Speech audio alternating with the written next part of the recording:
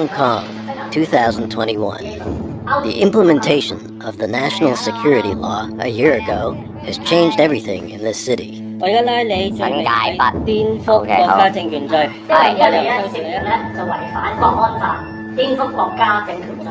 law is harsh and vaguely defined. The maximum sentence is a life in prison. With more than 50 people taken into custody on suspicion of violating the law. At the age of almost 80, John Clancy became the first American arrested under the national security law. Continue to work for democracy and human rights in Hong Kong. Through fear, intimidation, and heavy-handed governance, Beijing turns Hong Kong into just another Chinese city while trying to keep it out of shell. Suddenly, the media is attacked. No one is clear where the line is drawn. 5名壹傳媒集團同埋《蘋果日報》嘅高層被捕。 It's the first time authorities have cited media articles as potentially violating the national security law.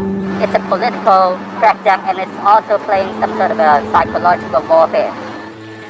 For the staff of the independent media, the Epoch Times and NTD Television in Hong Kong, how should they handle themselves moving forward? If Hong Kong really becomes like mainland China, can it continue here? Can I really pass this life and death test?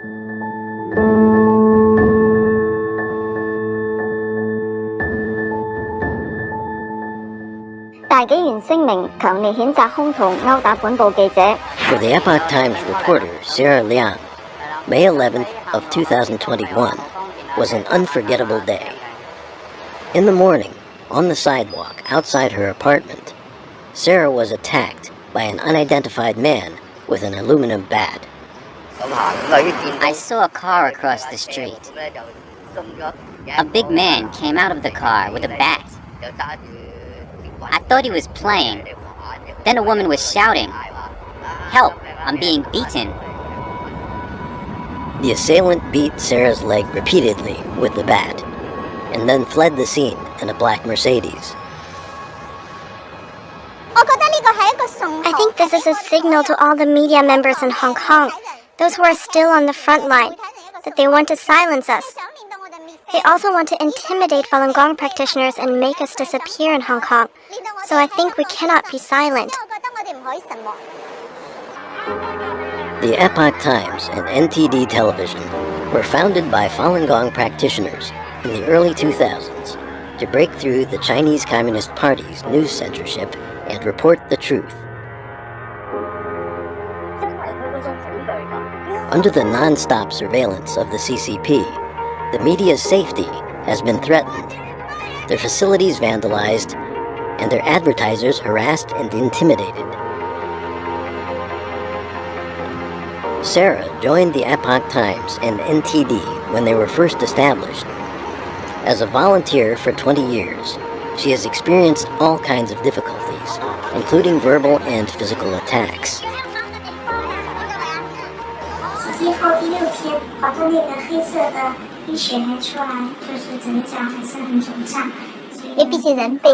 After the attack, I felt weak both in my mind and body.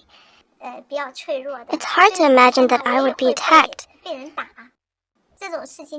As a woman, I feel vulnerable.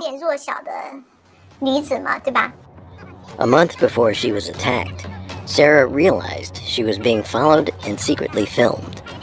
She was also verbally harassed.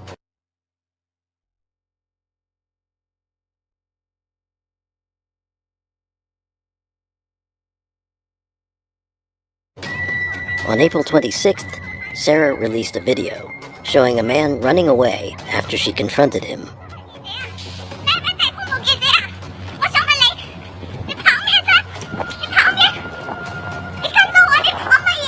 At the same time, Falun Gong practitioners' booths were vandalized. The CCP's mouthpiece in Hong Kong, Ta Kung Pao, published a series of articles attacking Falun Gong. The Epoch Times printing press was also damaged by armed men. At the time, I was coming back from recycling some old newspapers. When I passed by the water machine at the door, I saw a man on the phone. He came up to me and said, "Ask Mr. Zhu to come out and talk." I said, "There's no Mr. Zhu here." I looked to the door and saw Eva talking to a man. I didn't know this man. After talking to him, I went to close the door, but he blocked it with his foot. He said, "Go in, go in." I said, "We don't have the person you're looking for. Would you please leave?" Shortly after, some people rushed in. They all had sledgehammers. A lot of people, I don't know how many, but it felt like a lot rushed in. I thought, oh no, we're in trouble. 4 men smashed printing machines, consoles, and computers with sledgehammers. They also poured construction debris on top of the equipment. This was the 5th and most serious attack against the Epoch Times. Printing was not restored until a few days later. Terror is everywhere. Sarah's husband is well aware of his wife's situation. He said, "Who should I call if something happens to you?" Then he said, "Do you want to pack some bags with necessities? If you were arrested, I wouldn't be in such a hurry." For Hong Kongers, the future seems bleak. Many have been forced to move to other countries. Even those who support the government are busy moving their financial assets abroad because they know that Hong Kong's status as a free port is gone.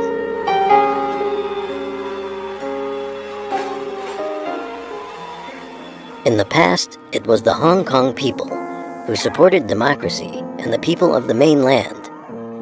During the Great Famine of the 1960s, when hundreds of thousands of starving Chinese poured into Hong Kong, Hong Kongers provided them with food and warmth.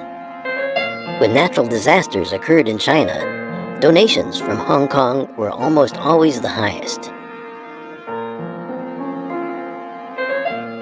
After the Tiananmen massacre, it was Hong Kongers who helped the protesters escape from the mainland and have commemorated the victims year after year. But now, Hong Kongers are facing horrors similar to the people in mainland China.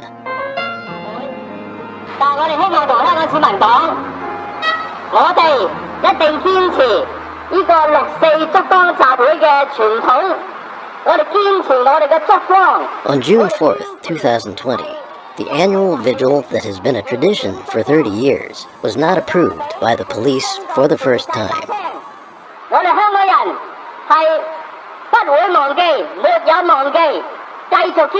A year later, Lee Cho-yen, the Democratic movement leader who gave the speech and organized the rallies, was sent to prison, along with other politicians and activists.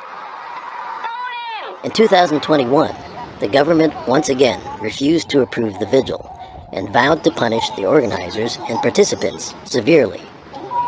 If anyone take part in or advertise or publicize an unauthorized assembly, the maximum penalty is 5 years imprisonment. Sarah understands what this political climate means. As a U.S. citizen, she could have chosen to live in the United States safely, but she has different plans for her life. As a journalist, I hope to record history. As a person of faith, I wish that we can bring hope to more people in the darkest of times.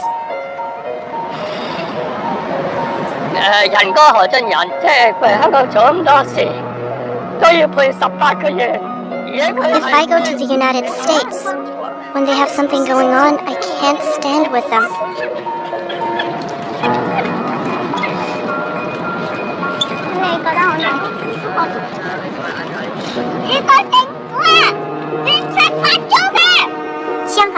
Hong Kong needs people like us to stay here. Knowing the danger clearly, we still choose to stay here and keep going, withstanding the pressure every day. This is a constant test of our courage. Choosing to stay here is not an easy commitment. Even today, I know it's not easy to make it. But I think, in fact, once people understand what they really want, they will not be defeated by fear. Like Sarah, despite the threats and intimidation, many of the staff at Hong Kong Epoch Times have chosen to persevere. As a Falun Gong practitioner, I'm not afraid. If I was afraid, I would not have worked here.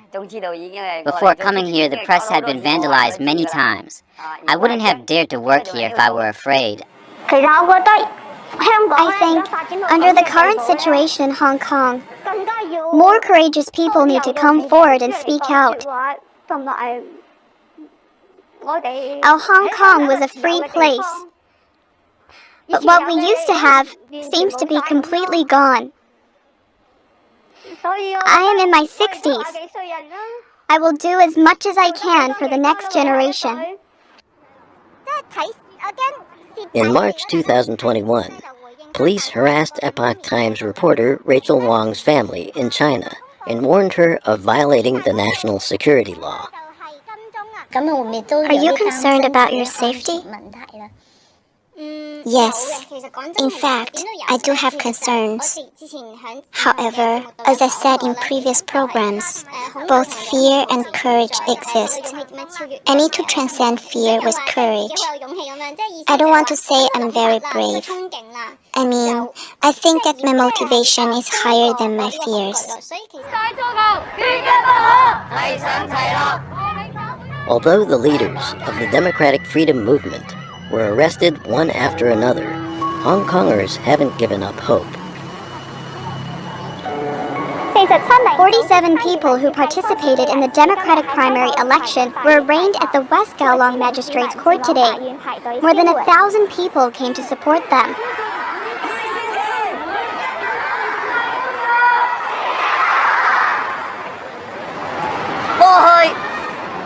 In the past, the government banned all rallies and marches in the name of social gathering restriction. But today, we make our voices heard by lining up. In the past, the government didn't allow us to vote. So we will use our numbers to show our support for our leaders. When people tell you Hong Kong is finished, that is not true. We're not finished. The situation is tense, but we have to be brave, but we have to be wise.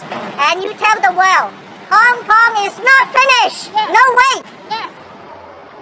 Starting March 1st, the bail hearings for the 47 Democratic activists lasted 4 days. Several were sent to the hospital due to exhaustion. On the fourth night, the magistrate announced that 15 defendants were granted bail, but the Justice Department appealed the decision. The defendants' family members were devastated. Charging primary election candidates under the national security law is already absurd. The trial over the past few days has not only tormented the defendants, their families and friends, but also the Hong Kong people who are fighting for democracy and freedom. Hong Kong's rule of law has degenerated. It's dead. Since its establishment, Hong Kong has never been so dejected. However, although we are miserable, we will surely be reborn from the fire. But the Communist Party won't. It will face doom.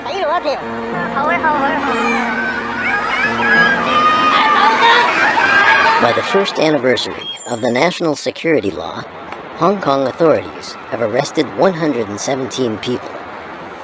More than 60 have been charged. Under the reign of terror, Hong Kongers are silently resisting. An umbrella, a poster, expresses their voices. But even this small gesture seems intolerable to the authorities. On May 6th, National Security police officers searched the Chicky Duck store because the owner, Herbert Chow, was displaying and selling resistance souvenirs. 而家係點啊？白色恐怖啊！中意就入嚟搞我間鋪頭，嚇我啲客啊！對唔住啊，白色恐怖當佢冇到啊，我唔驚啊！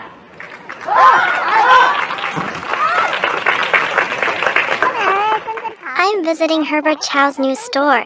It is the 4th day of opening. After the National Security Police's search yesterday, I can see that the business is especially good today. 見到今日佢嘅生意係特別好嘅。係啦，我哋上去睇一睇。哇，排緊隊唔緊要。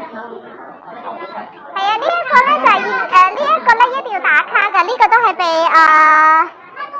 被針對嘅一個標準嚇。 Just now I interviewed some people. They said that this store is not big enough. You need to open a bigger one and open more stores.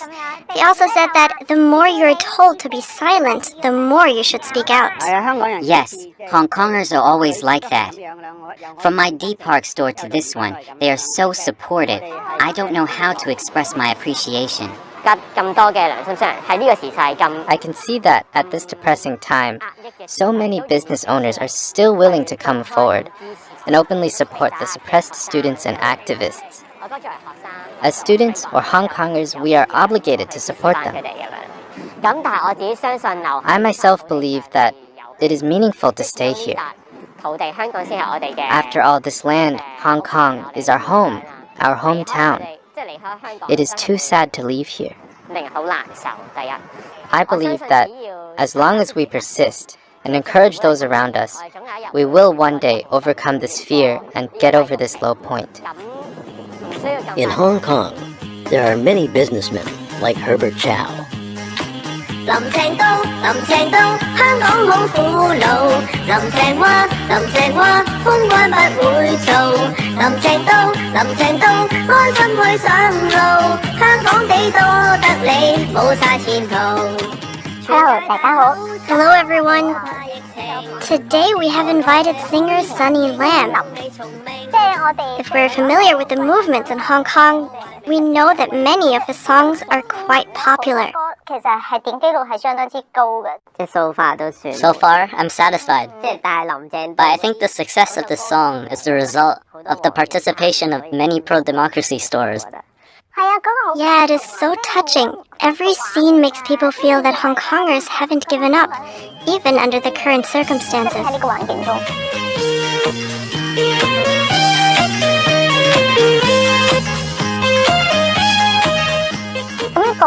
After the national security law, do you feel any creative constraints and pressure?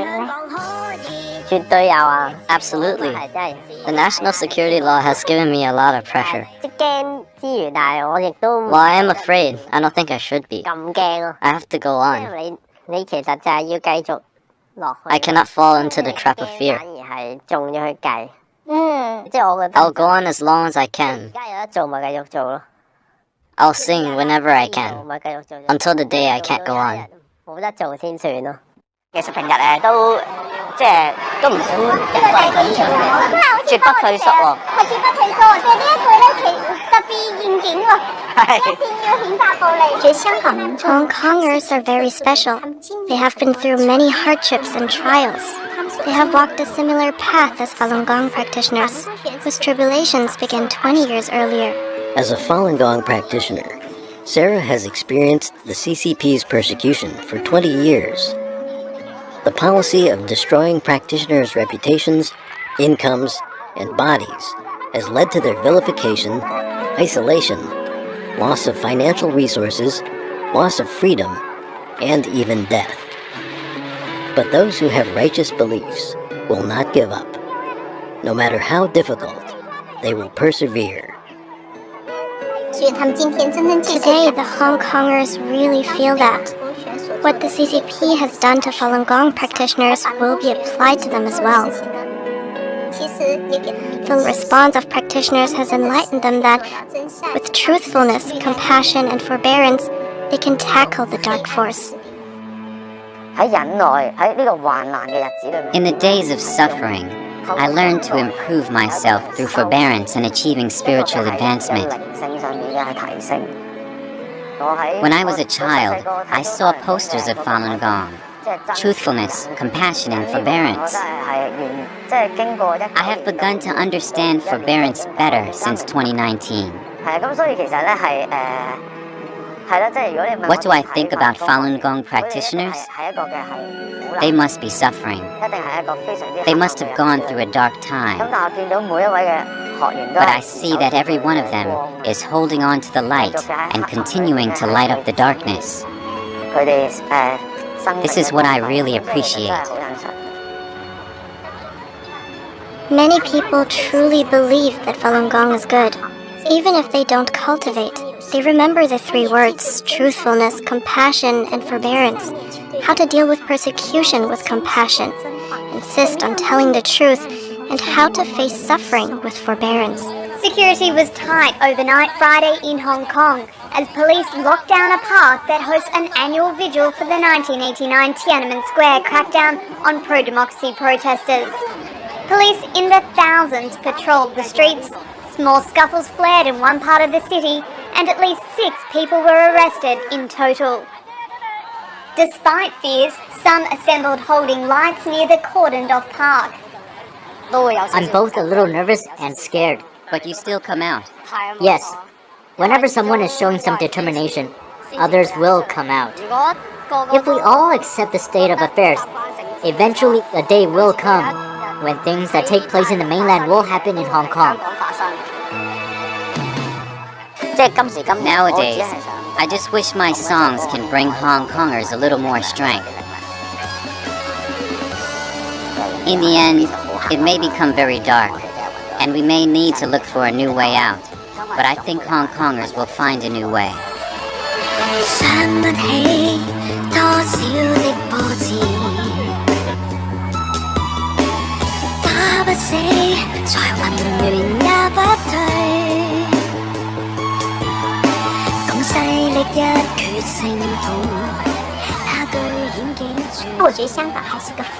I think Hong Kong is still a blessed place.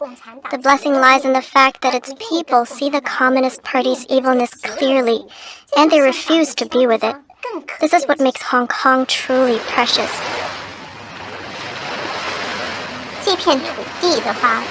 This land, when we compare it to a battlefield, then Hong Kongers are at the foremost front line.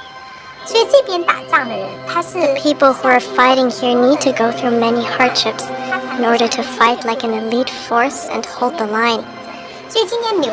Those who remain in Hong Kong may have made a wish in history that they would play such a role in this battle, in the front line of resisting the CCP.